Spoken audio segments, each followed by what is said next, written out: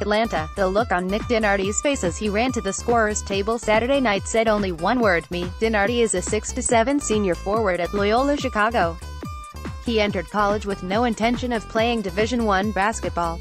He played on the school's club team until one day 2 years ago when he was approached by a Ramblers assistant and asked if he wanted to work out with the team, which needed more big boss at practice. Until Saturday night, Dinardi had played in 11 games for a total of 21 minutes in his college career. He has now played in 12 games for a total of 22 minutes. That last minute is a doozy, though. It meant Loyola-Chicago, a No.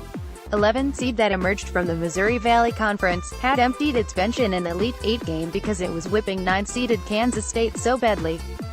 Slap the Cinderella tag on the Ramblers if you wish, but Cinderellas rarely play walk-ons at the end of Elite Eight wins. If you'd have told me 2 years ago that I'd be playing in an Elite Eight game, Dinardi said, I'd have said you were crazy, but had someone told him during Saturday's first half, the idea would have seemed entirely reasonable. Loyola-Chicago buried Kansas State early thanks to a three-point barrage from guard Ben Richardson and rolled to a 78-62 win to claim the South Region title. The Ramblers joined fellow No. 11 seeds 1986 LSU, 2006 George Mason and 2011 VCU as the highest-seeded teams to make the Final Four. Next Saturday in San Antonio, Loyola-Chicago will face Michigan with a spot in the national title game hanging in the balance. I feel like the world now knows Loyola is no fluke, guard Marcus Towns said. We belong here. The captain of the last Loyola-Chicago team to make the Final Four agrees.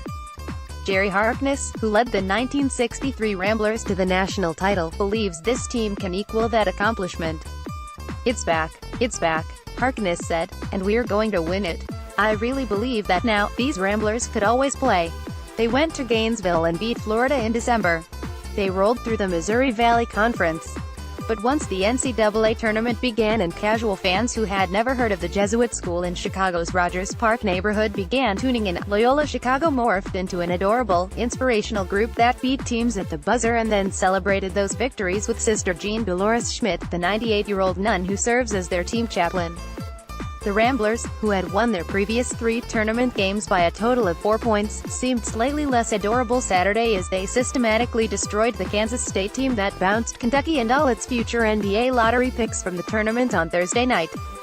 Loyola-Chicago held the Wildcats to 34.8% shooting while making 57.4% of their own shots. The Ramblers always seemed to know what to do with the ball. They usually kept passing until a Kansas State defender made a mistake. If a defender crashed inside to stop a drive or defend the post, a Rambler found the open shooter he abandoned. If a defender went flat-footed on the perimeter, a Rambler blew past him and attacked the rim. The Equal Opportunity Ramblers also had a different star for the 4th time in 4 tournament wins. As you've seen from the games, they've always known who is hot for the night. Sister Jean said, everybody's not hot every night. So they passed the ball to him. That player Saturday was senior guard Richardson. Ben played his heart out tonight. Towns said, I can tell you right now that he did not want to go home. And all of us didn't want to go home either. We just rode Ben's energy bus today because he was the best player on the court. Richardson scored a career-high 23 on 7 of 10 shooting. He hit 6 of 7 three-point attempts, and most of his makes barely touched the net as they sailed through.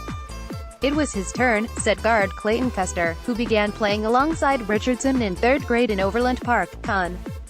We've all had big moments. We've all been in the limelight at a certain point in this tournament. I'm just so happy for Ben that it was his night. He made an open one. Then he made a contested one.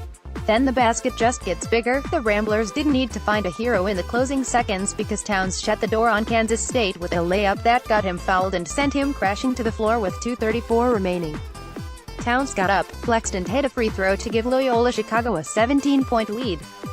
Later, Towns would carry the South Region trophy into the locker room like a hype man carries his boxer's championship belt.